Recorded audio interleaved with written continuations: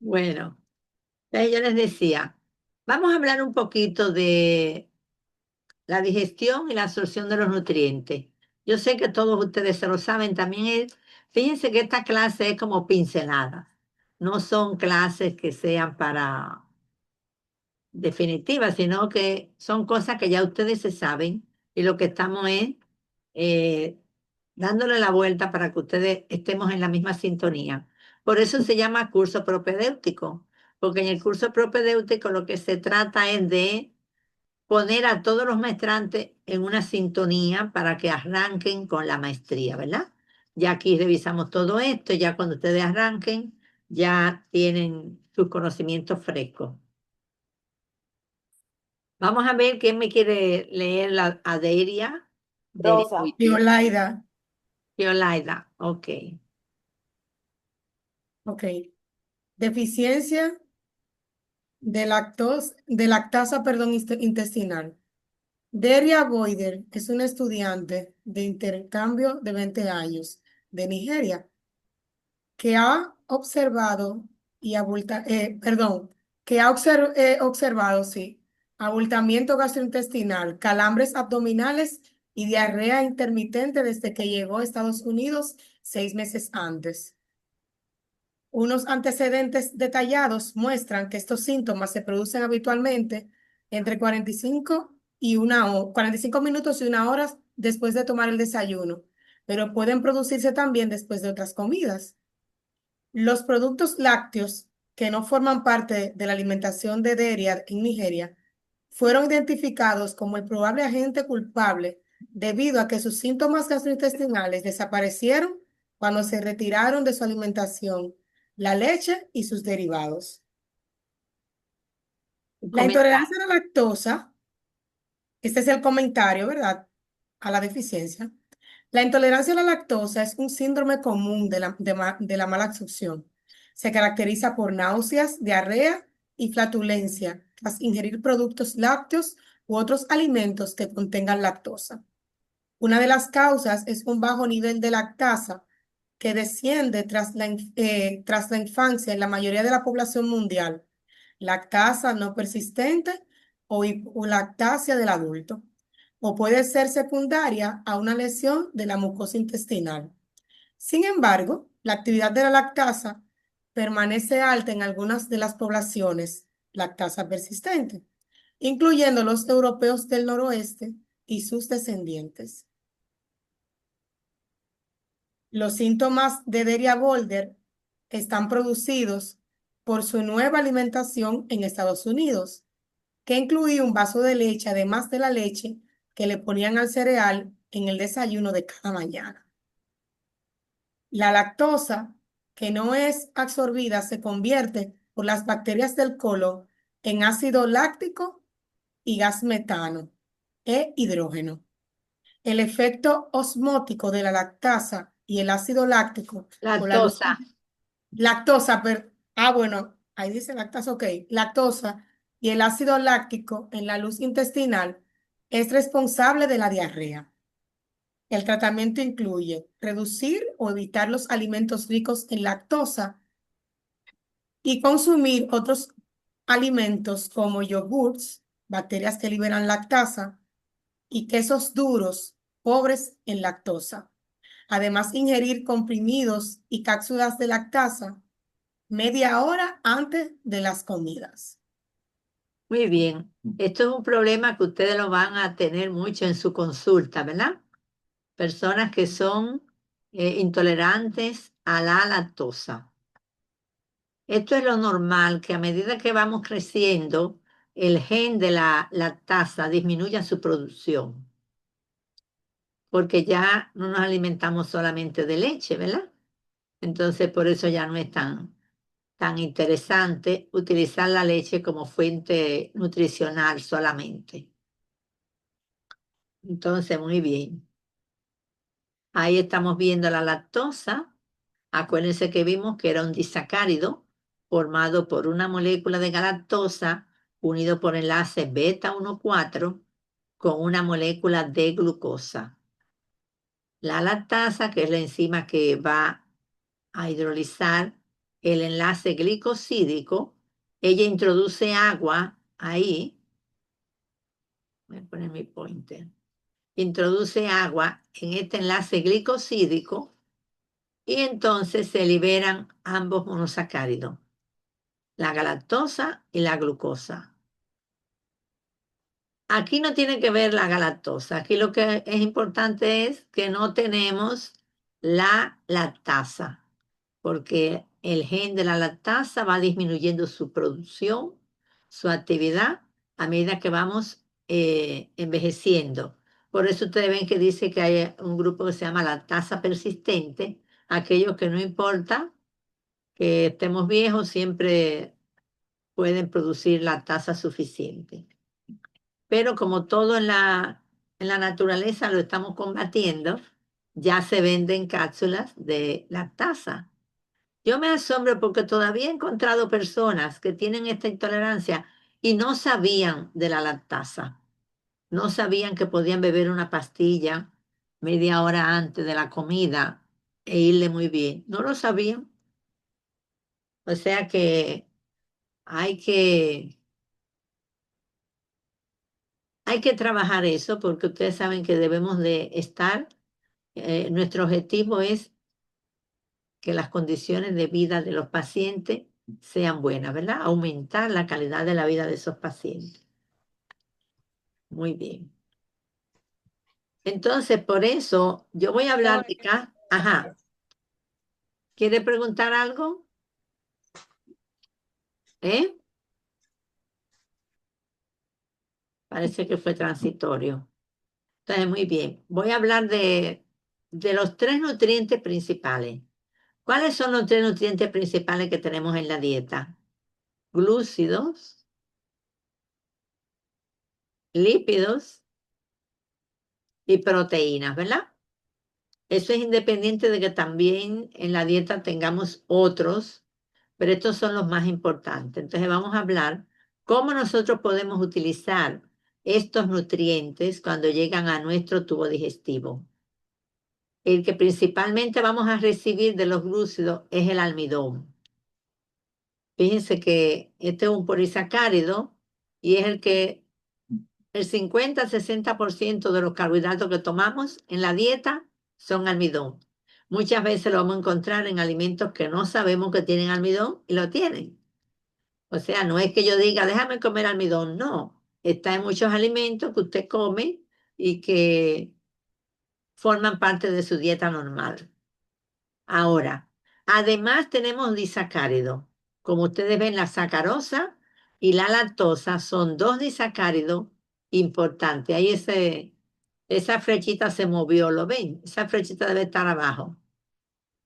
Entonces, la sacarosa me aporta dos monosacáridos y la lactosa dos más, porque son disacáridos. Por eso, cuando ellos entran al organismo, hay todavía que romperlo y liberar los monosacáridos. Pero también podemos obtener monosacáridos directamente. Por ejemplo, cuando tomamos esos dulces que vienen preparados, chocolates, caramelos, todo eso que viene de la industria, tienen monosacáridos. Y muchas veces no monosacáridos solo, sino monosacáridos derivados, como por ejemplo el sorbitol. Muchos de esos alimentos tienen sorbitol en su estructura.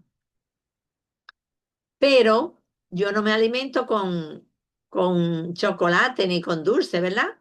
Lo que uno se alimenta básicamente es con almidón, que se come el pan, que se come las pastas, que come el arroz, que come los víveres.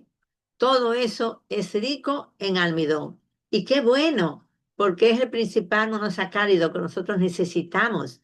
No sintetizamos glucosa, entonces hay que tomarla en la dieta. Lo que vamos a balancear, acuérdense, son las concentraciones. Entonces, miren, ahí tenemos la glucosa, la sacarosa, la lactosa, la fructosa e incluso tenemos una pequeñita parte de la molécula del almidón. De 250 a 800 gramos por día se deben de tomar de almidón. Ahora, esos glúcidos se van a degradar por enzimas que los rompen, les rompen el enlace glicosídico, por eso se llaman glicosidasas. Cuando los glúcidos entran a la boca, ahí en la boca tenemos una enzima, que es la milasa salivar. Ese nombre se le puso después alfamilasa, pero primero se le puso el nombre de tialina. Pero como ese nombre no decía nada, dijeron, vamos a ponerle un nombre que tenga algo que ver con lo que esa enzima realiza, ¿verdad? Por eso se le puso alfamilasa salivar. Es una endoglucosidasa que rompe el enlace alfa 1,4. Entonces él va a trabajar sobre el almidón y lo va a convertir en alfa dextrinas.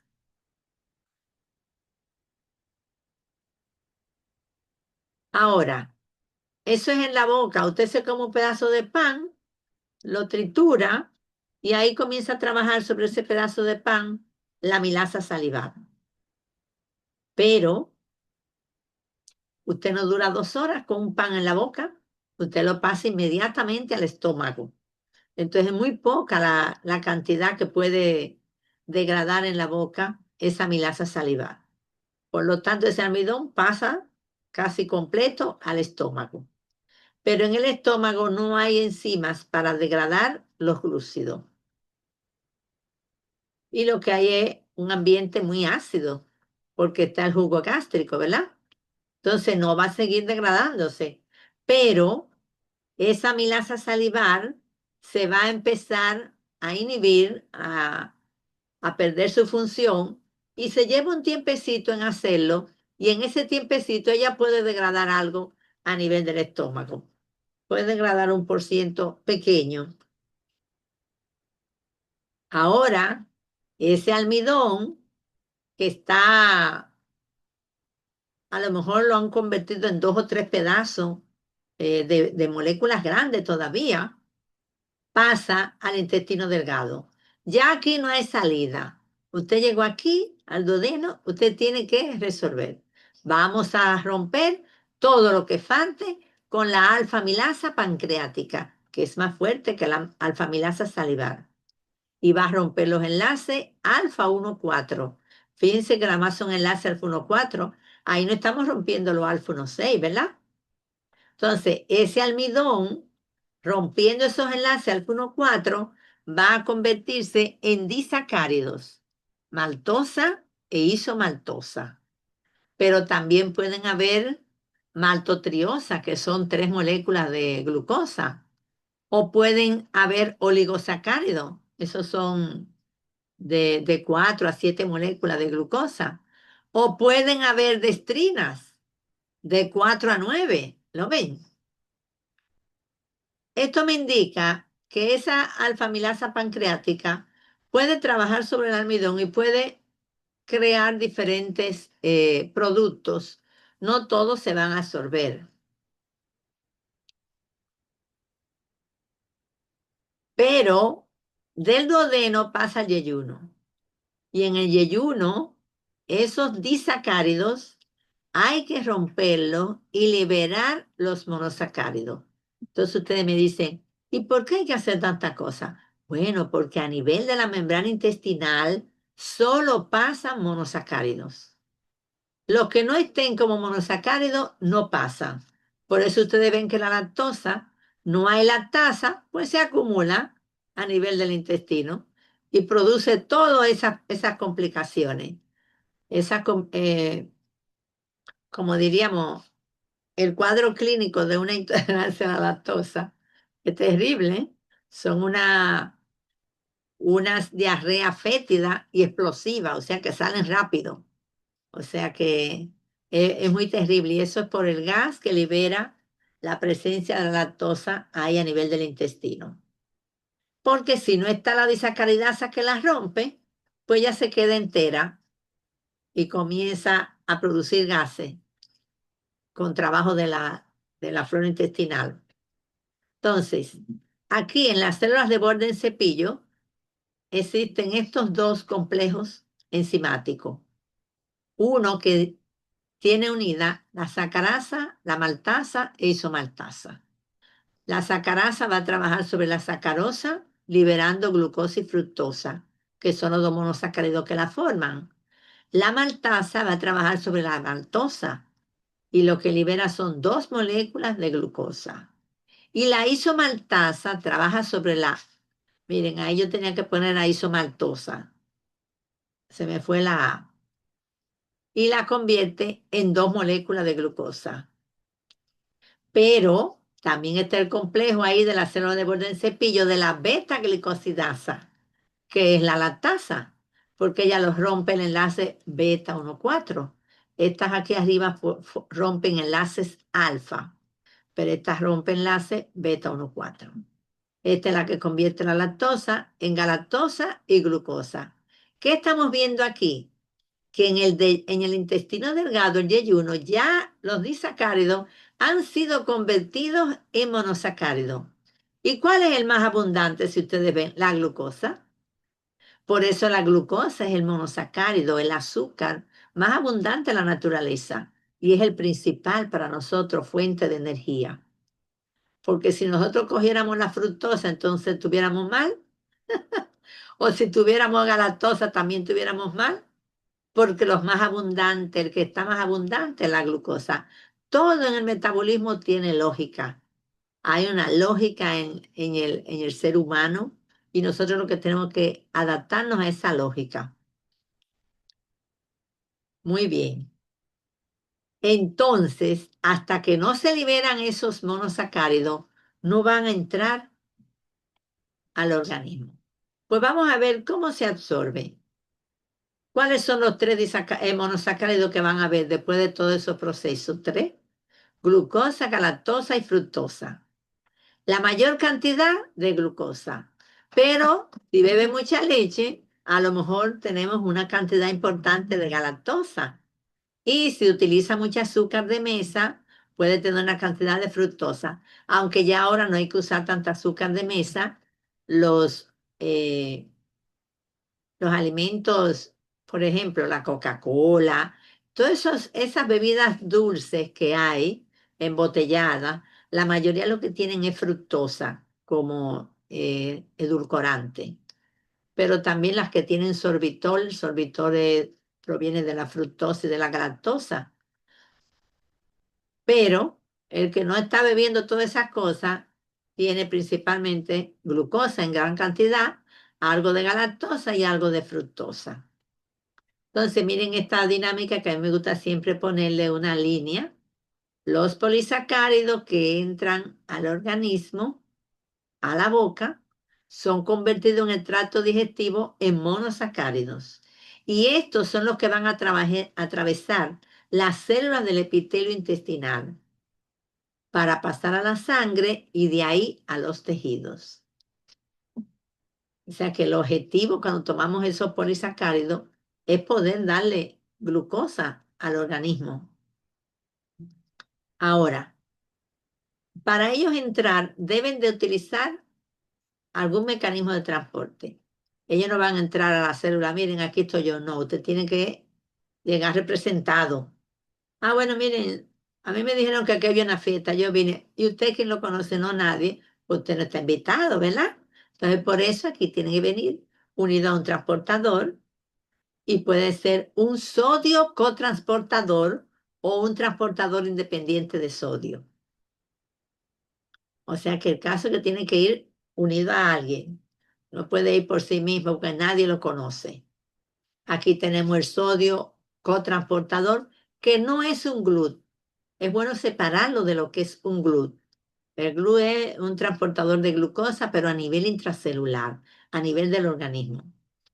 Entonces, este transportador, este sodio cotransportador, se le llama SGLT1 y SGLT2.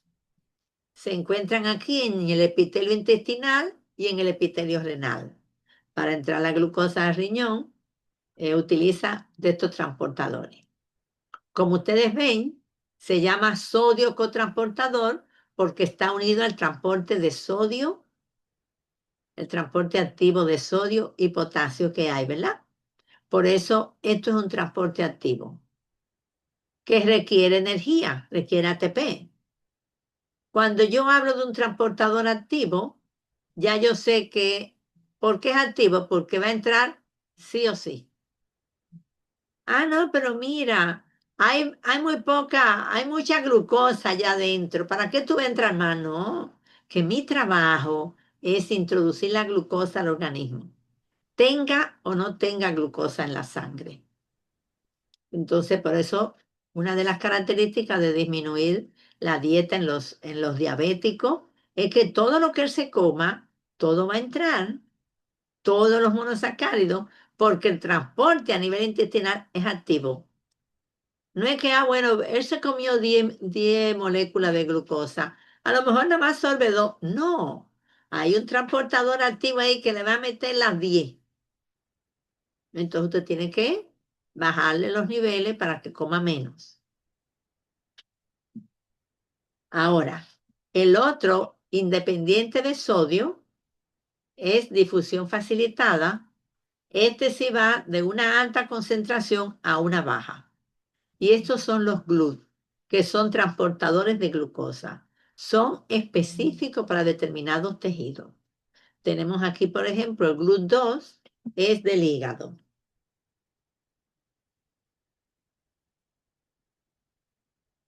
Espérense que esto a veces no quiere cruzar. Ya. Vamos a ver entonces aquí la fibrosis quística. ¿Quién la quiere leer? Rosa, Alex, Rosa, Ro- Fabián. no, Rosa Rosario, Ah, ok, Rosa. fibrosis quística. Sisi Fibrosa, una jovencita de 3 años y raza blanca con fibrosis quística, ha tenido repetidos episodios de bronquitis producido por Pseudomonas aeruginosa. En cada una de estas infecciones, su respuesta a los antibióticos administrados en forma de aerosol ha sido buena. Sin embargo, continúa su mala absorción del alimento, lo que ha provocado heces voluminosas, brillantes y fétidas. Los datos de crecimiento muestran un lento descenso. En estos momentos está en el percentil 24 en altura, 30, y en el 20 en peso. Está a menudo apática e irritable y se cansa fácilmente, Ese 30 entre paréntesis que ella debía de tener 30, ¿lo ven? que sería lo ideal. Ok, sigue. Cuando su pediatra descubrió que la concentración de proteínas séricas, albúmina, transferrina y prealbúmina, transportadora de hormona tiroidea, transtirretina, estaba por debajo de lo normal, indicando malnutrición proteica, recetó a Sisi microesferas entéricas recubiertas de enzimas pancreáticas. Casi inmediatamente, el aspecto de las heces de Sisi se normalizó y comenzó a engordar. En los 6 meses siguientes, sus curvas de crecimiento mostraron una mejora y parecía más despierta, más activa y menos irritable.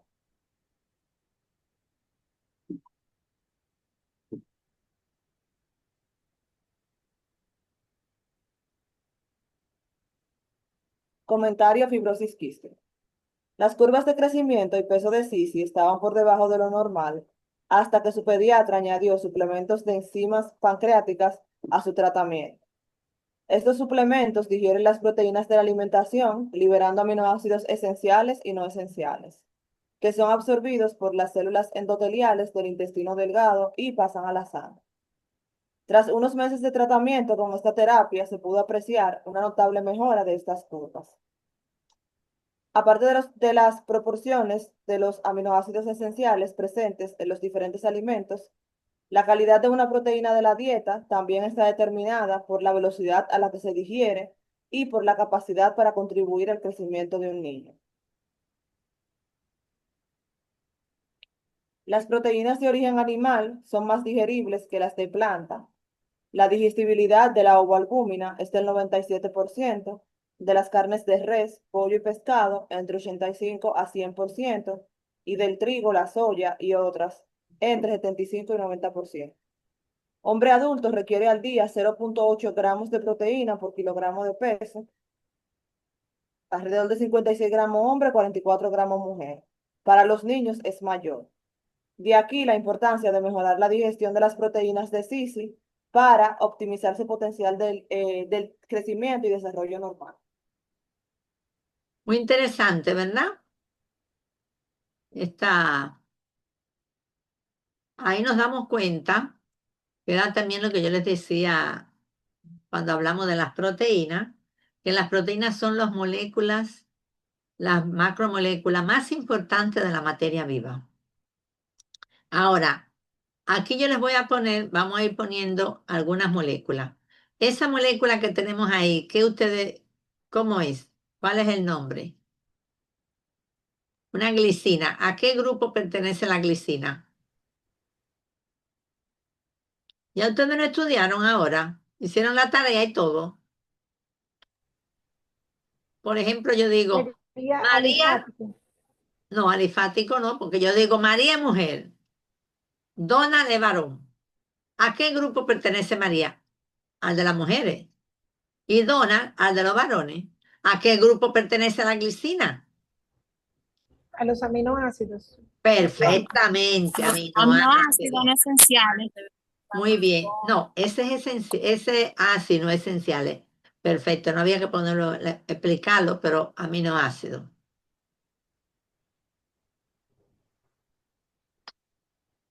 Esta, identifíquenme esa. Pero también. ¿Eh? La guanina es una base Aromático. Una base nitrogenada. Ah, es una base nitrogenada, no es un aminoácido, mis chicos. Ah, sí, tiene el NH. La próxima, Una hormona. Ese sí es aromático. Una hormona. hormona, o también lo consideramos neurotransmisor, ¿verdad? Ah, Esa. Eso está todo vuelta. Ustedes tienen que saberse todo eso, mis chicos. Doctora, pero la nicotamida, eso no es es como una vitamina, Perfecto, una vitamina, la niacina. sí, la la B3, B3. Sí, a mí no me gusta mucho ponerle todo esa B, pero bueno, está bien. sí, Ahora, ¿esta qué es? Neurotransmisor. neurotransmisor también. neurotransmisor. Muy bien. Una hormona. Neurotransmisor. Hormona. Una hormona. Melatonina es Otra también una hormona. Otra hormona, La melatonina. hormona del sueño. Grupo hemo, eso es... Una hormona. Es una, no, no, como hormona. hemo, eso es la sangre. Grupo proteico. Proteína. Una proteína. Una proteína, sí. Grupo hemo no es Proteína. proteína, el grupo hemo es un grupo hemo, una porfirina. Ajá. Una hormona. La timina. Ah, no, No, perdón, leí ya. tirosina. base nitrogenada. Una Una base base nitrogenada. nitrogenada. Perfecto. Una base nitrogenada. Acetilcolina, neurotransmisor. Es un neurotransmisor. Creatinfosfato, eso. La creatina es una base energética. Un desecho de la proteína. Aquí dice creatinfosfato, almacén de fosfato a nivel muscular. Adenosintrifosfato. La moneda energética del cuerpo. Perfecto. ATP. Histamina es un... Ay, Dios mío. No,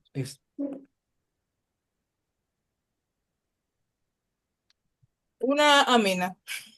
Muy bien, le llaman aminas biógenas, porque se forman a partir de aminoácidos. beta-glucosamina.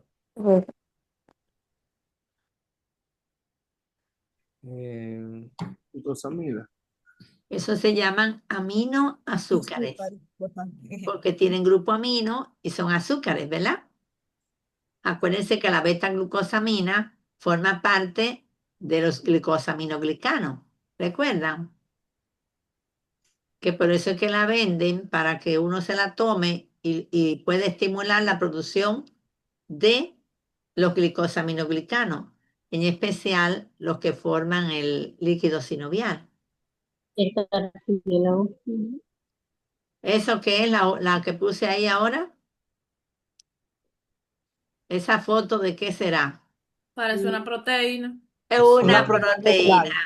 ¿Quién fue que dijo Regular. eso, que parece una proteína? Liliana. Liliana. Yo tengo que poner aquí nota a las personas que dicen la cosa bien. ¿Están de acuerdo, mis niños? Claro, Si claro. no están de acuerdo, no le pongo nada, Liliana. No, Atrévanse a claro, decir tiene que que no. ponerlo. Debe ser puntico, Y este Liliana. ahora, y este ahora. Eso AD, tiene. El ADN. ADN. Un ácido nucleico, perfectamente. ácido Como nucleico, ustedes ven, ácido nucleico. todas esas moléculas que ustedes ven ahí, mayores o menores, todas tienen nitrógeno en su estructura. Por eso fíjense qué importante es la proteína. Porque cuando yo dejo de darle proteína a una persona, hay una sustancia de esa que no se sintetiza bien. Hay un proceso que cae en déficit. Entonces, por eso hay que aportarle proteínas. Y según dicen ahora los expertos, mientras más mayor es la edad, más aumenta el adulto mayor, más proteína debe comer, porque destruye las que ya tiene, ¿verdad? Entonces, muy bien.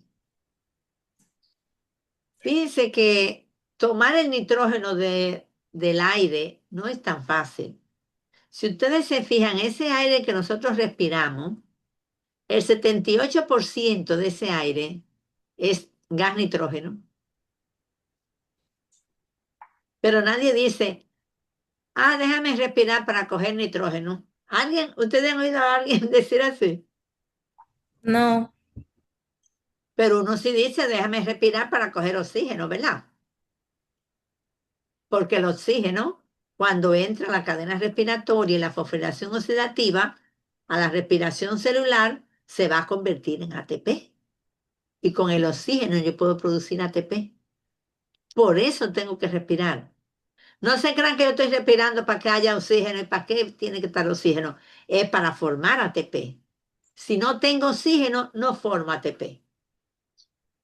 Por eso inmediatamente usted no respira, ya sus células comienzan a dejar de funcionar, porque todo el organismo necesita niveles importantes de ATP para estarse ocurriendo, los procesos que ocurren en él. Ahora, el gas nitrógeno está ahí en gran cantidad, lo respiramos normalmente, tomamos esa gran cantidad y no decimos nada. ¿Por qué? Porque no podemos tomar ese nitrógeno y convertirlo en compuesto nitrogenado. Ese nitrógeno, ¿dónde se convierte en amoníaco? Se convierte en amoníaco por las bacterias que están en el suelo. Entonces también cuando caen estos rayos que caen, fijan el nitrógeno al suelo y al fijar el nitrógeno, las bacterias ya en forma de amoníaco, de nitrato, de nitrito, pueden utilizarlo para formar compuestos nitrogenados que sean más pequeños, como por ejemplo aminoácidos, nucleótidos, y con esos compuestos nitrogenados más pequeños, formar otros más grandes como son las macromoléculas. Pero eso es porque ya la naturaleza, las tormentas eléctricas, por ejemplo, eso ya no ocurre mucho porque ahora tenemos panteones y ponemos a los muertos en un centro lleno de cemento, ¿verdad?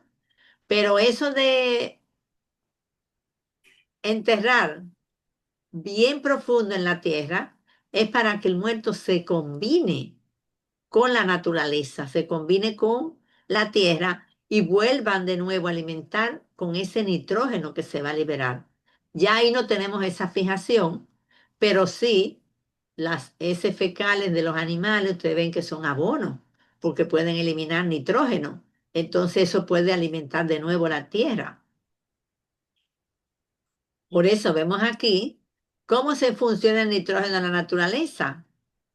Los nitratos y nitritos que hay en el piso, las plantas lo usan para formar sus compuestos nitrogenados.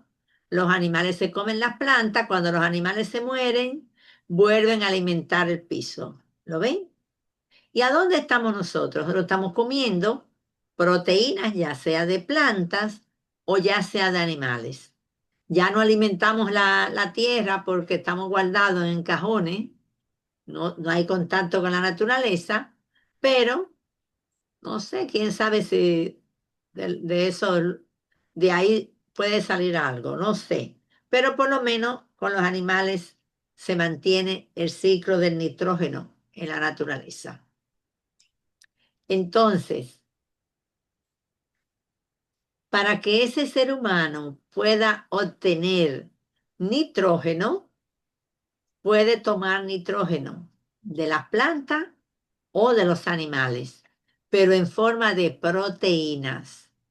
Las proteínas son la única fuente que nosotros tenemos para obtener nitrógeno. Claro, si usted toma soluciones de aminoácidos libres, también está obteniendo ahí nitrógeno, porque son aminoácidos que tienen nitrógeno, ¿verdad? Pero como normalmente lo que comemos son alimentos ricos en proteínas, esas proteínas nos van a aportar lo que le llamamos el nitrógeno metabólicamente útil. Porque el nitrógeno que viene en el nitrógeno gaseoso que tomamos cuando respiramos, entra y sale sin ningún problema del organismo. Él no es metabólicamente útil. El de las proteínas sí. Por eso cualquier compuesto que usted vea que tiene nitrógeno en su estructura está relacionado con proteínas y con aminoácidos. Entonces ustedes ven, fulano, el compuesto tal tiene nitrógeno, déjame ver su pedigrí. Su pedigrí dice que se forma a partir del aminoácido tal. A veces hasta 2 aminoácidos se combinan y a veces 3. Muy bien.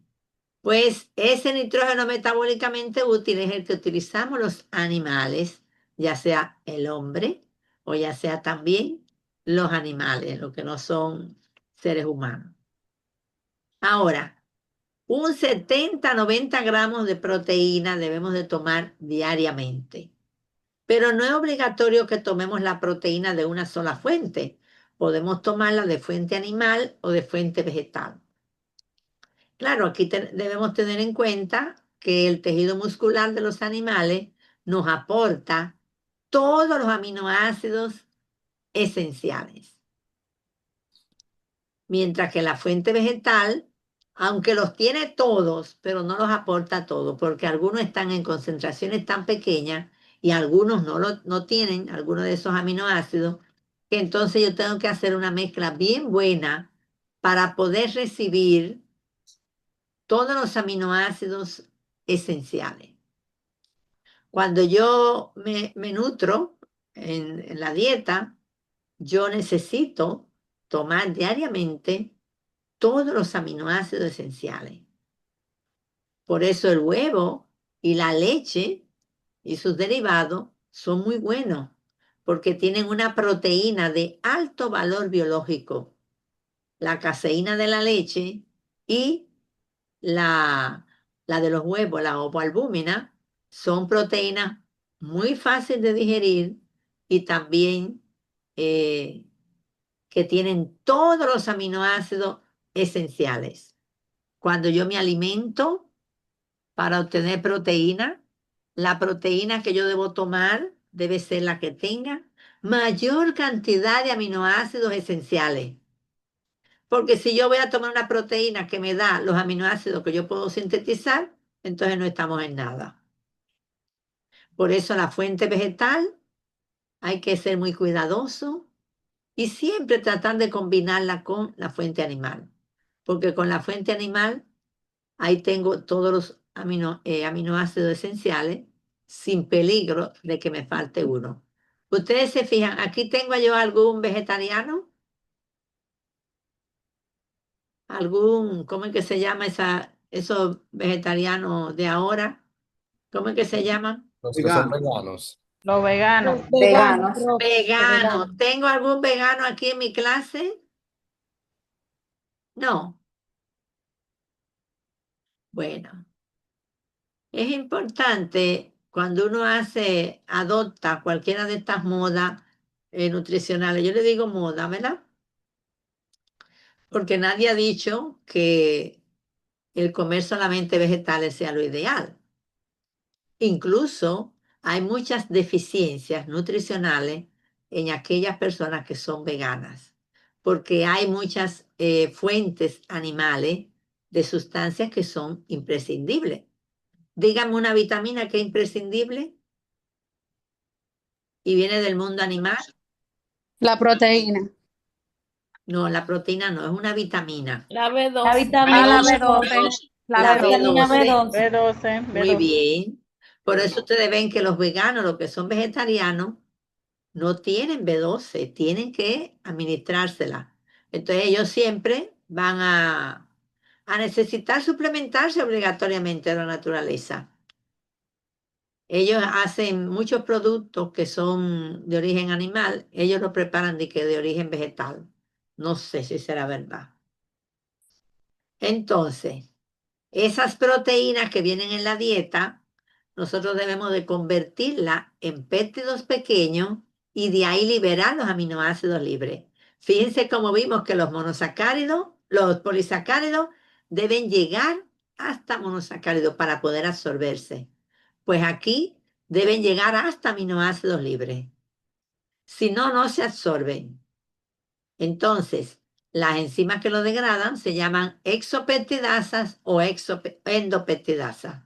Cuando yo hablo de una endopeptidasa, es que rompe los enlaces dentro de las proteínas. Y las exo comienzan a partir de los extremos. ¿Me captan la idea? Sí. Sí, maestra. Muy bien. Y se llaman entonces proteasas. ¿Dónde se sintetizan? En el estómago, en el páncreas y en el intestino delgado. Fíjense que hay muchas enzimas y en diferentes lugares. Ya ustedes saben lo importante que es degradar estas proteínas. Pero ¿por qué hay tantas enzimas? Porque acuérdense que son 20 aminoácidos proteicos. Y como las enzimas son altamente específicas, entonces yo tengo que enzimas que solamente rompen determinado aminoácido. Si yo pongo una mezcla de muchas enzimas, voy a tener más enlaces rotos, ¿verdad? Por eso miren aquí las endopeptidasas son las primeras que trabajan. La pepsina, que está en el estómago, la tripsina, en el intestino, la elastasa y la quimotripsina. Como ustedes ven, cada una tiene su especificación. Si yo hablo de la pepsina, ya lo que va a romper son enlaces donde esté involucrado un aminoácido aromático o un aminoácido ácido, como por ejemplo la tirosina, el triptófano o la fenilalanina. La tripsina va a romper donde haya involucrado un aminoácido básico, como arginina o lisina. La elastasa, aminoácidos alifáticos, y así sucesivamente. Cada una tiene su especificidad. Ahora, cuando hablamos de las exopeptidasas, ellas van a romper los enlaces a partir de los extremos. Por eso, si hay un extremo que se llama N-terminal, esas enzimas que trabajan a partir de ese extremo se van a llamar aminopeptidasas. El otro extremo, el C-terminal, donde está el grupo carboxilo, las enzimas que comienzan a romper a partir de ese extremo se llaman carboxipeptidasas. Entonces, como ustedes ven, hay una mezcla de estas enzimas. Este es un esquemita que yo preparé para más ilustración. Al estómago llega la proteína, se estimula la liberación de la gastrina. Y entonces, la llegada de la proteína estimula la liberación del ácido clorhídrico, que a su vez estimula el pepsinógeno, que lo forman las células principales del estómago. Ese pepsinógeno, el ácido clorhídrico le quita una porción y lo activa. Cuando hablamos de pepsinógenos, esos son simógenos que son inactivos, pero que se van a activar cuando pierden una porción de su molécula. El ácido clorhídrico hace que pierda algo y se convierte en pepsina. Pero un poquitico de pectina que se haya sintetizado ya va a servir para activar todo el pectinógeno que queda. Por eso ustedes ven esa flechita, por eso significa autoactivación. Muy bien, pasa la proteína, esa proteína de la dieta se convirtió por la pectina en péptidos grandes. A lo mejor 2 o 3 pedazos, porque eran los aminoácidos que habían que él podía romper. Pero se va para los intestinos, se libera la secretina y la colecistoquinina para ir creando el ambiente y enviar todas las enzimas necesarias. Y llega la enteroquinasa. Esta enteroquinasa activa al tricinógeno y lo convierte en tripsina. Esa tripsina activa al quimotripsinógeno y lo convierte en quimotripsina. Pero también activa la proelastasa y la convierte en elastasa. ¿Dónde se formó esa enteroquinasa? A nivel de páncreas. Fíjense aquí qué interesante, que después que hay un poquito de tripsina, ese poquito de tripsina activa a todo el tricinógeno que queda, porque esa es la que se llama autoactivación. Pero además, miren cómo ella activa a las demás enzimas inactivas, a los demás simógenos, quimotricinógeno, proelastasa e incluso a las procarboxipeptidasas. También la activa la tripsina. Por eso se dice que la tripsina es la enzima digestiva, la enzima que se encuentra en los intestinos, que es la más potente para la digestión proteica, porque sin ella no vamos a poder activar a estas enzimas. Estas enzimas, fíjense, no tienen autoactivación, es a través de la tripsina que se activan. Hay algunos investigadores dicen que los parásitos que viven a nivel del intestino liberan una molécula de proteica que es una antitripsina que se opone al trabajo de la tripsina para ellos poder vivir ahí en el tubo digestivo, poder vivir en el intestino. Porque si no, la tripsina lo destruiría. Entonces, muy bien, las aminopeptidasas y las procarboxipeptidasas son las que ya, todas esas que yo les señalé, tricina, quimotricina y elastasa, van a ir rompiendo dentro de los péptidos grandes hasta convertirlo en péptidos pequeños. Vamos a suponer que eran 3 péptidos y lo convirtieron ahora en 9, pero todavía no se han liberado aminoácidos. ¿Cuándo se empiezan a liberar aminoácidos? Cuando comienzan a trabajar las carboxipeptidasas y las aminopeptidasas, que a esos péptidos pequeños ellas le comienzan a romper. Déjame yo entrar por el extremo N-terminal y a la otra entra por el C-terminal y va liberando aminoácidos libres. Miren aquí la representación. Yo espero que se vea bien. Aquí está la proteína grande. Miren cómo estas enzimas que son endopeptidasas van rompiendo en el interior hasta formar péptidos pequeños que van a ser la carboxipeptidasa o la aminopeptidasa, van a liberar los aminoácidos como aminoácidos libres. En este esquemita yo les quise presentar el ciclo de activación, ¿verdad? El tricinógeno, la enteropeptidasa lo activa. Esto es a nivel intestinal. Esa tricina activada va a activar al quimotricinógeno a quimotricina. Va a activar a la proelastasa a elastasa. Va a activar a la procarboxipeptidasa a carboxipeptidasa. E incluso activa a la lipasa. Se produce como prolipasa y él activa a lipasa. Es para que ustedes vean qué importante es esta enzima, la tripsina. Ahora, a nivel intestinal, los aminoácidos tienen sistemas de transportadores. Transportadores que se unen a ellos y lo pueden introducir a la célula. ¿Pero a qué célula que lo introduce? A la célula intestinal, ¿lo ven? aquí la parte, la luz del intestino, esos aminoácidos que ya están liberados pueden entrar a la célula intestinal. Los que se convierten en oligopéptidos pueden entrar a la célula intestinal y aquí son convertidos en aminoácidos para entrar a la sangre. Es a través de la sangre que se absorben los aminoácidos.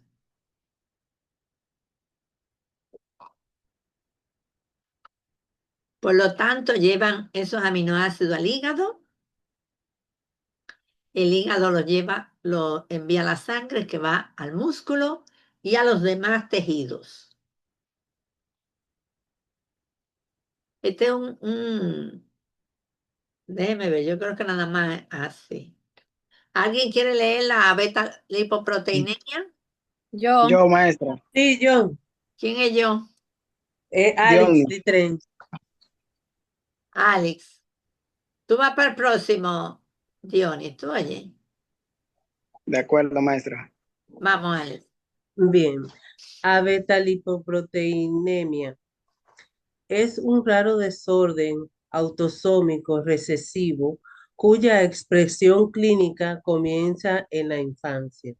Se debe a la carencia de actividad de la proteína microsómica de transferencia de triglicéridos, MTP, lo cual provoca una incapacidad para ensamblar los TAC.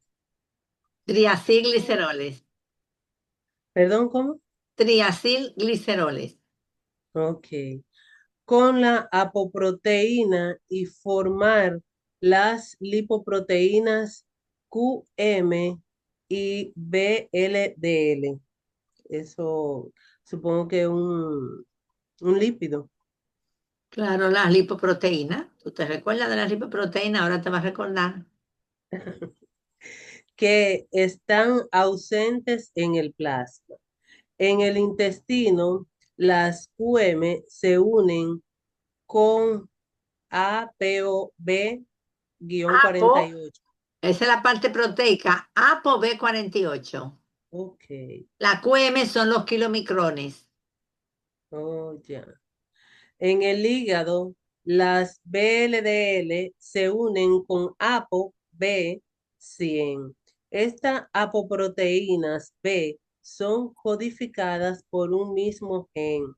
Los pacientes presentan las ApoB100 y ApoB48 bajas o ausentes, los triglicéridos casi en cero y el colesterol extremadamente bajo en suero. La suerte que este es algo muy raro.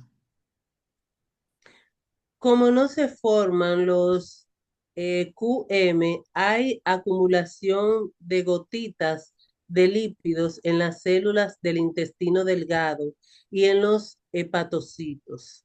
Mala absorción de grasa, AG esenciales, Ácido graso.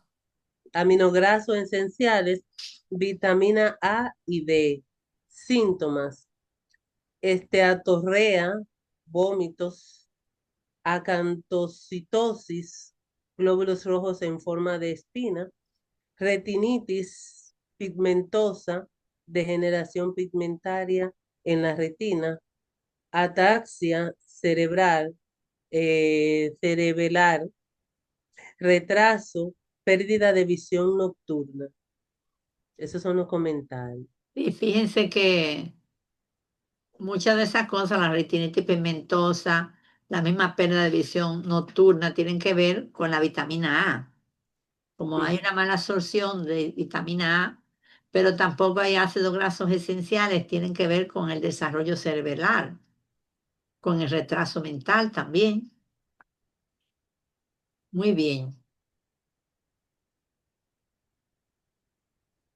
Esa pequeña presentación es para que recuerden una enfermedad, claro, es muy, muy rara esta beta lipoproteinemia, pero hay gente que le da. Entonces uno dice, bueno, es muy raro, pero tuve la suerte, me gané la lotería, ¿verdad? De tener una persona con esta enfermedad tan rara. Yo les digo que entre los niños que estuvimos, habían algunos que tenían una enfermedad y combinaciones de varios problemas genéticos que yo dije, wow, es como que se hubieran ganado la lotería, ¿verdad? Entonces, de una manera mala. Vamos a ver entonces aquí cuáles son los principales lípidos que vienen en la dieta. Tenemos los triacilgliceroles o triglicéridos. Eso es lo que más nosotros tomamos en la dieta. Cuando comemos chicharrones, el aceite que usamos en la casa, la gran mayoría de lo que utilizamos como fuente de lípido son triacilgliceroles. Pero también tomamos en gran cantidad colesterol y ésteres de colesterol. Unas personas más que otros, el que come mucho huevo, la parte amarilla, también depende de la fuente de colesterol, pero también las lecitinas y las vitaminas liposolubles. Pero como ustedes vieron, las que principalmente tomamos son los triacilgliceroles o triglicéridos. Aquí tenemos un triglicérido, ¿lo ven? Se llama triestearina. 3 ácidos esteáricos, que son ácidos que tienen 18 carbonos, saturados con 18 carbonos, unidos a una molécula de glicerol. Por eso se llama triestearina. Este es un triacilglicerol. Pero también el colesterol, unido casi siempre él se une a ácidos grasos, principalmente ácidos grasos saturados, pues se llama éster de colesterol. Entonces esto nos va a proporcionar de 60 a 100 gramos por día, debemos tomarlo de lípido. Entonces, las células de la mucosa intestinal, hay hormonas como la colecistoquinina que estimula la salida de la bilis para poder participar en la digestión de los lípidos, y la secretina que estimula la secreción pancreática.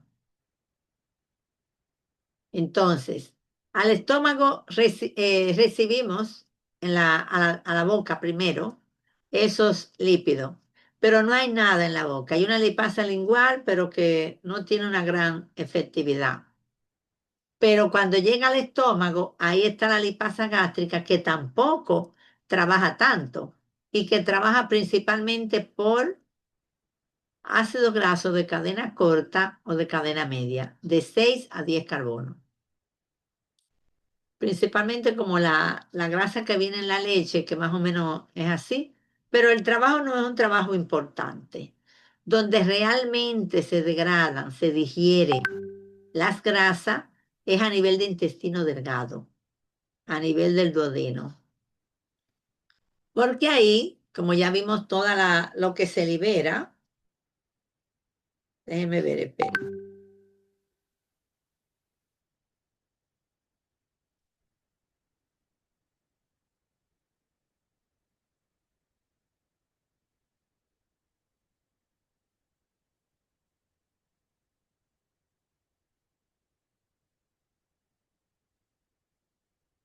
Bueno, entonces, como les decía, que los muchachos creen que uno no hace nada y siempre están llamando a uno a cualquier hora. Ahora ni me recuerdo qué era lo que estábamos hablando, señores. El intestino delgado, ¿verdad? En el intestino delgado, a nivel del duodeno, aquí van a llegar todas esas secreciones, la secreción pancreática y la secreción biliar, y entonces ahí vamos a comenzar a realizar la digestión de los lípidos. Para realizarla hace falta las sales biliares, pero también hacen falta enzimas, como por ejemplo la lipasa pancreática, que viene acompañada de la colipasa. Esa va a trabajar sobre los triacilgliceroles, la colesterol esterasa, que trabaja sobre el colesterol, y fosfolipasas, diferentes tipos, que trabajan sobre las lecitinas. Entonces, Como ustedes ven, esa lipasa pancreática va a degradar los triacilgliceroles hasta monoacilglicerol y 2 ácidos grasos. Mírenlo aquí abajo. Este es el triglicérido. La lipasa libera cada uno de los, aquí liberó un ácido graso, aquí libera el otro, libera 2 y queda monoacilglicerol. Esta es una diferencia importante con la lipasa que trabaja a nivel de los tejidos, porque la que trabaja a nivel de los tejidos libera los 3 ácidos grasos, ¿verdad? Entonces, algo interesante que tenemos que saber es que aquí con la digestión de los lípidos no hay que ser tan exhaustivo. Que vamos a llevarlo hasta la más mínima expresión. No, porque a nivel intestinal estos lípidos pueden atravesar fácilmente la barrera intestinal. Claro, tienen que estar en pequeñas proporciones. ¿Y cómo lo hacen? Porque la membrana intestinal es una membrana rica en lípidos. Ellos pueden entrar al pasito por ahí. Por eso, ¿qué ocurre? Nosotros hacemos en el intestino, hacemos una emulsión, que es una emulsión que son muchas gotitas de grasa. Cuando usted toma un alimento muy rico en grasa, vamos a suponer que se va a un McDonald's, el McDonald's es muy rico en grasa, entonces cuando eso se desbarata, entonces a nivel del estómago viene una capa de grasa, porque la grasa se reúne, ellos son muy amigos, ellos no se separan, entonces viene y se une y se forma esa capa. Decimos, ¿y ahora cómo vamos a enfrentar esta capa? Bueno, pues el organismo tiene los movimientos peristálticos y con esos movimientos peristálticos comienza a romper esas en pedacitos, a separar esos lípidos que están en gran cantidad. Una vez se separan, entonces para eso utilizamos las sales biliares para mantener esa emulsificación. Una vez que están separaditos ahí, mírenlo, todas esas micelas, eso es lo que se llaman micelas, ahora es muy fácil atravesar la membrana. Si yo le digo a 15 de ustedes, miren, vamos a atravesar, a participar en tal actividad. A mí me dieron 5 taquillas, pero llegaron 15. Yo tenía que llevar 5, les digo a los 15, vayan uno a uno, para que no lo vean, ¿verdad? Eso ocurre aquí. Aquí las micelitas no hay que degradarlas. Ellas van a entrar directamente a través de la membrana, porque la membrana es doblemente lipídica. Entonces, también va a favorecer esas micelas el trabajo de las enzimas. Las enzimas pueden trabajar, pero no es que sea obligatorio que las enzimas hagan el trabajo, ¿eh? Ahora, si ellas pueden trabajar, no, le va a quedar de resultado monoacilglicerol y ácido graso. El colesterol se va a convertir, los ésteres de colesterol se van a separar, ácidos grasos y colesterol. Ahora, es bueno tener en cuenta que los ácidos grasos que tienen cadena corta y los de cadena media, de 4 a 12 carbonos, pueden atravesarse directamente por vía sanguínea. No tienen que pasar por vía porta, la vena porta. Mírenlo aquí, la esquemita. Esta es la luz intestinal. Los triglicéridos son liberados a ácidos grasos libres y monoacilglicerol. Atraviesan la membrana intestinal y una vez llegan a la mucosa de la membrana intestinal, aquí adentro, bueno, no, aquí, dentro de la membrana, la célula intestinal, esos lípidos son reunidos de nuevo para convertirlo en lipoproteínas. Y vemos ahí que se convierten en kilomicrones y van al sistema linfático que desemboca en el conducto torácico izquierdo y de ahí pasa al sistema venoso. Entonces, cuando yo tomo lípido en la dieta, yo voy a entrar al organismo en forma de kilomicrones. Por eso los kilomicrones son las lipoproteínas que se forman a nivel intestinal, con lo que yo ingiero en la dieta. El hígado no produce kilomicrones. Eso es aquí a nivel de la célula intestinal. Muy bien. Como ya les dije, en el retículo endoplásmico liso de la célula intestinal son resintetizados de nuevo a triacilgliceroles y ésteres de colesterol. O sea que el pasar esos componentes es nada más para introducirlo aquí a la célula intestinal. Una vez en la célula intestinal, vuelven y se utilizan para formar otra vez los triacilgliceroles y el colesterol esterificado. Pero ahora hay que introducirlo a la sangre, al organismo, y los lípidos son insolubles. Por eso, ahí mismo en la célula intestinal, se le añade proteína y se convierten en kilomicrones. Esas proteínas que se le añaden es la ApoB48. A nivel hepático es la ApoB100, que es ahí que se forman en el hígado los VLDL, las proteínas lipoproteínas de muy baja densidad. Entonces, como ustedes ven, esos kilomicrones entran por vía linfática. Pero que yo les señalé que si son ácidos grasos pequeños, pueden atravesar directamente por vía sanguínea. Ahí entonces tenemos que recordar las lipoproteínas. Cuando hablamos de lipoproteínas nos damos cuenta que es una manera de poder transportar los lípidos a nivel de la sangre y transportarlo también de uno u otro tejido. Entonces aquí tenemos las principales lipoproteínas, kilomicrones, lipoproteínas de muy baja densidad, very low density, de densidad intermedia, de baja densidad y de alta densidad. Entonces, ¿qué ocurre? Son moléculas que van a tener proteína y van a tener lípidos.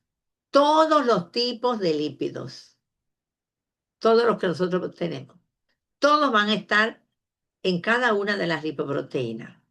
Lo que va a variar es la concentración. Algunas tienen más triacilgliceroles, otras tienen más colesterol, pero todas tienen de todos los lípidos. Ahora, los investigadores no sabían qué nombre ponerle y como ya se había hecho un estudio de la proteína sérica, que se decía alfa, beta, gamma, ellos dijeron, bueno, pero vamos a ponerle a esto que es una proteína también, y le ponían lipoproteína alfa, lipoproteína beta, pero después dijeron, vamos a darle su nombre particular, y decidieron llamarla según su densidad. Cuando hablamos de densidad es según su peso. Las que tienen menor densidad son los kilomicrones, porque esos se forman con la grasa que usted toma en la dieta. Entonces, lo que tiene la menor cantidad de grasa unida a proteína. Es un poquitico de proteína y el resto, principalmente triacilgliceroles. Pero también tiene colesterol y también tiene fosfolípidos, pero en menor cantidad. Las VLDL tiene ya un poquitico menos de proteína. La IDL, un poquitico menos. La LDL, mucho menos, un poquitico más de proteína, al revés. Esta tiene muy poca proteína y mucha grasa. Esta tiene un poquitico más de proteína. Esta tiene un poquitico más. Esta tiene un poquitico más, dice baja densidad. Y esta es la que tiene mayor cantidad de proteína, porque tiene alta densidad. Entonces, como ustedes ven, la densidad es inversa al contenido de lípidos que tiene. Entonces, mientras menos proteína, menos densidad. Mientras más proteína, mayor densidad. En este esquemita, a mí me gusta mucho, yo lo cogí del libro de Schreier, para que ustedes tengan una visión general de la composición de las lipoproteínas. Como ustedes ven, miren, este es un kilomicrón. El 85%, que es el azul del kilomicrón, miren, es triacilglicerol. Pero si paso a la VLDL, es un 50%. Ya en la VLDL, miren cómo aumentó la proteína. Aquí había un 2%, aquí hay un 10% de proteína, un poquito más de proteína. Por eso tiene un poquitico más de peso. Tiene más colesterol. Y esta azul oscura son los fosfolípidos. Ah, pero el VLDL pasa a LDL. Ya casi no tiene triglicéridos, ¿lo ven? Ya el VLDL ha repartido todos esos triglicéridos a nivel del organismo. Tiene un poquitico más de fosfolípido, un poco más de colesterol y muchísimo más de proteína. ¿Lo ven? Pero si vamos al HDL, que es la de alta densidad, miren, un 55% es proteína. El resto tiene un 15% de colesterol, 24% de fosfolípido, y miren los triacilgliceroles, solamente el 4%. Porque realmente quienes transportan triacilgliceroles son los kilomicrones, que son los lípidos que tomamos en la dieta, y las VLDL, que me van a sacar del hígado los lípidos que yo he formado en el hígado. ¿A partir de quién voy a formar esos lípidos del hígado? A partir de la glucosa. Las personas que se alimentan con mucha glucosa pueden producir mayor cantidad de grasa. Y si no la sacan como debe ser, porque fíjense, uno dice, bueno, pero se están formando normalmente las lipoproteínas, ya salen de ahí. Sí, ellas salen, pero si usted forma más grasa de la cuenta, entonces usted va a empezar a guardar. Y por eso ahí viene la presencia del hígado graso, ¿verdad? Que no estamos sacando las lipoproteínas en la velocidad que le estamos sintetizando. Este esquemita es muy, muy útil para que ustedes entiendan cómo los lípidos que vienen en la dieta, cómo atraviesan todo el tubo sanguíneo, todos los vasos sanguíneos, y a medida que van, miren lo gorditos que estaban esos kilomicrones que vinieron, y miren cómo ellos se van convirtiendo en menor tamaño, porque han ido liberando los triacilgliceroles a medida que van atravesando los vasos sanguíneos. Estudien esto, revísenlo bien, ustedes lo revisan, lo miran de adelante a atrás. Algo que yo siempre les enseño a los alumnos es cómo entender la gráfica. Porque a veces hay gente que dice, no, yo lo entendí todo, es mentira, no han entendido nada. Para uno entender la gráfica, usted tiene que coger un lado. Ah, bueno, voy a empezar a verlo. Ah, pues empiezo a ver desde aquí. La grasa de la dieta, va al intestino y mira lo que va pasando. Voy mirando, voy mirando. Yo no puedo empezar por aquí, por el hígado, pues yo no voy a entenderlo. Ahora sí, son muy inteligentes, pues comienzan por el hígado, pero le va a ser un poquitico más difícil entenderlo todo. Todos los esquemas tienen su lógica. Usted lo que tiene que buscarle la lógica al esquema, y ese esquema es un ayudante para usted, para que usted entienda mejor. También cuando ustedes estudien, es bueno hacer esquemas de ustedes. Ah, bueno, ya estudiaron los precursores y las macromoléculas, lo vamos a hacer como una especie de mapa mental. Ese es un esquema. Por eso últimamente se utilizan mucho los mapas mentales, los cuadros, las matrices, porque cuando uno hace un mapa mental, uno está organizando en su mente ese contenido y ya entonces usted lo va a tener más disponible cuando lo necesite, ¿verdad? Muy bien. Aquí tengo la fosfatidilcolina, que se puede unir, la fosfatidilcolina se une con el colesterol y se forma, ella le va a aportar un ácido graso y miren cómo el colesterol se convierte en un éster de colesterol. A ver, Larisa,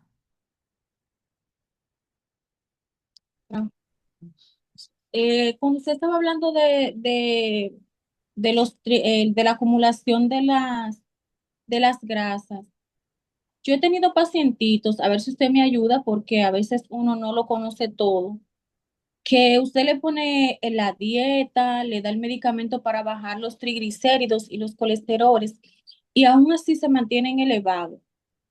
A veces decimos, o es que no lo está absorbiendo bien, o es que lo está produciendo en gran cantidad. ¿Qué podría ocurrir entonces ahí en esas cadenas? ¿Se acortan o no sé? ¿Qué pudiera estar pasando en ese caso en el paciente? no, porque depende. Y si son niños, eh, tú sabes que el metabolismo de los lípidos tiene una alta, eh, ¿cómo diríamos? Preferencia familiar. Entonces pueden ser niños que tienen ya en la familia, tienden a no tienen algunos de los receptores de la LDL, hay problemas, y entonces por eso tienden a mantener los triacilgliceroles en gran cantidad. Entonces, primero, si ya tú desechas cualquier otra cosa, vete a una enfermedad hereditaria que pueda tener alguna enfermedad hereditaria.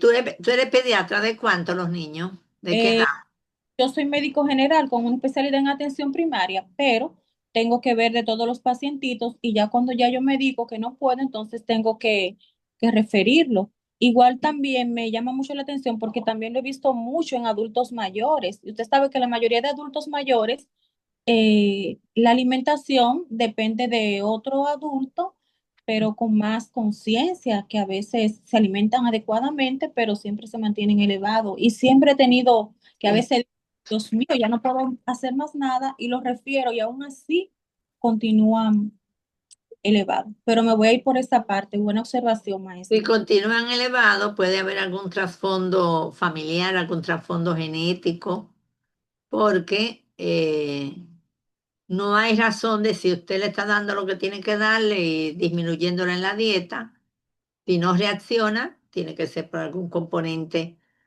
que no estamos tomando en cuenta. ¿Ves? Muy bien.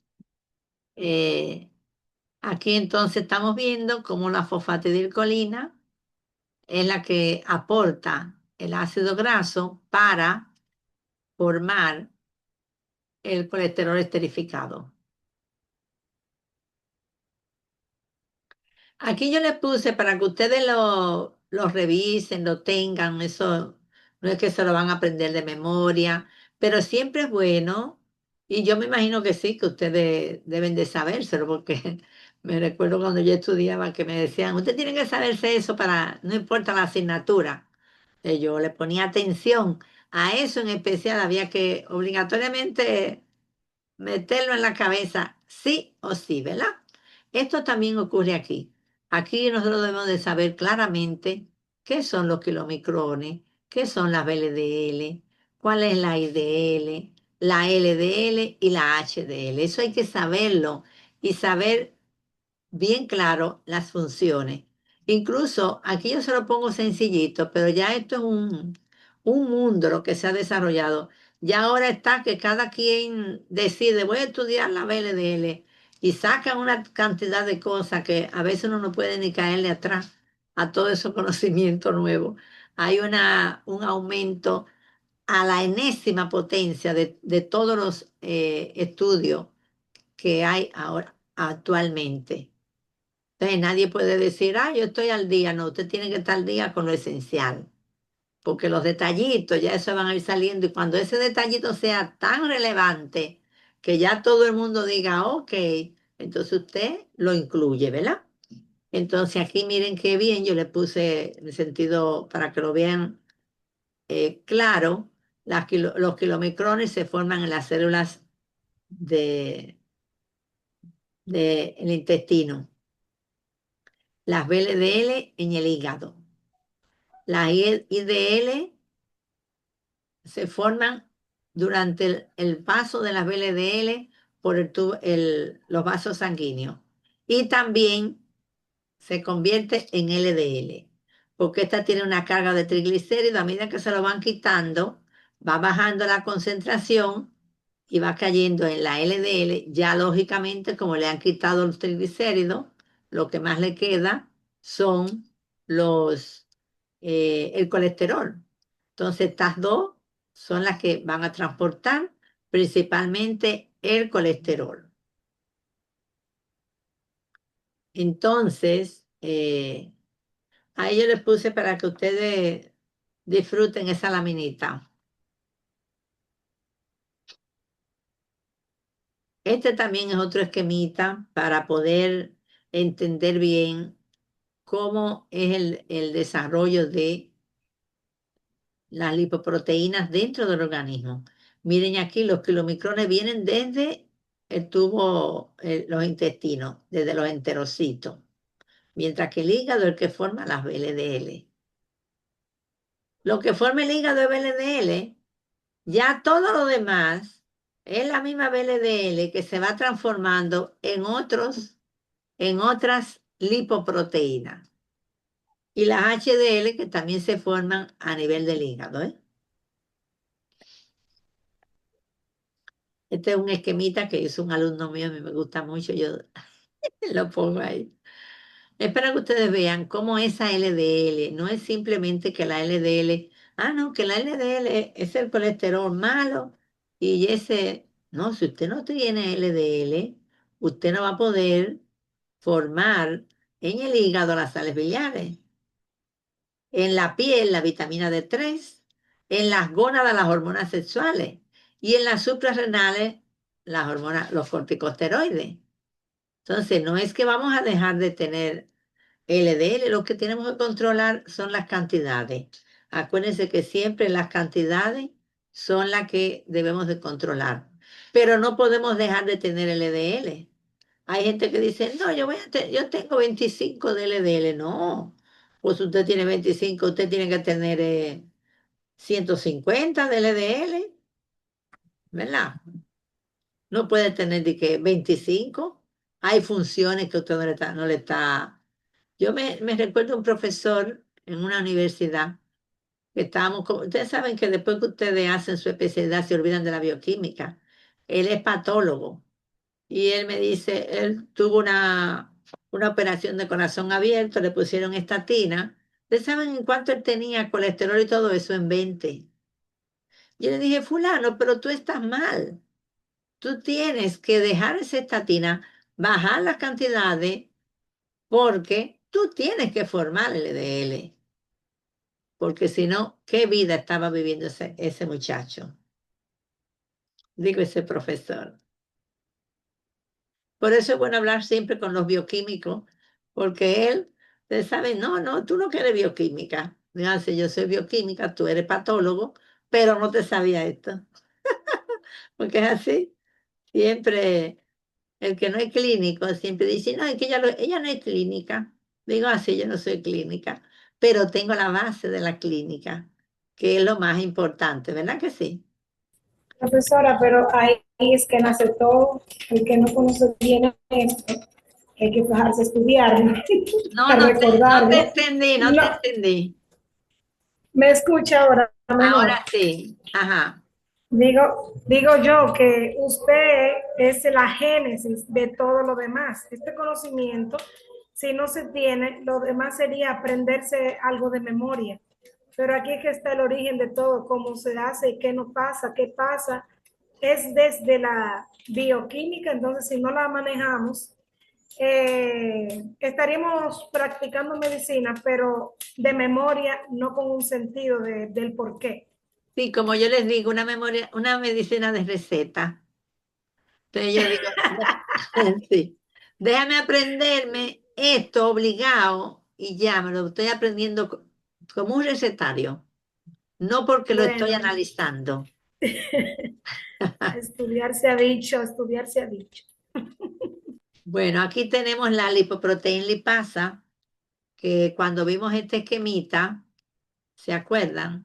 Esta lipoproteína lipasa es la que le quita los kilomicrones y a la VLDL le quita los triacilgliceroles para que ellos vayan entrando a los tejidos y esos tejidos puedan utilizarlo. Ella se encuentra en las células endoteliales de los capilares, en la membrana basal, de los tejidos músculos, como el músculo cardíaco, el tejido adiposo y la glándula mamaria lactante. Es activada por la ApoC2, que le aportan las HDL, y la insulina estimula su síntesis y su liberación. Fíjense cómo incluso los diabéticos que no tienen una buena cantidad de insulina, también por eso ellos no van a poder utilizar tanto la grasa que están y se va a acumular a nivel hepático, ¿verdad? Porque no la van a utilizar, no tienen activación de la lipoproteína lipasa. La heparina, según la lipoproteína lipasa, esta pierde su actividad si la heparina se le une. Y por eso aumentan los triacilgliceroles en sangre. Entonces, muy bien, esos son los lípidos, las proteínas, los lípidos y los monosacáridos. Pero también los ácidos nucleicos entran en la dieta y esos ácidos nucleicos son convertidos en nucleótidos, de nucleótidos a nucleócidos y esos nucleócidos se convierten en ácido úrico y lo que estamos absorbiendo es ácido úrico, pero también lo pueden utilizar ahí las bacterias.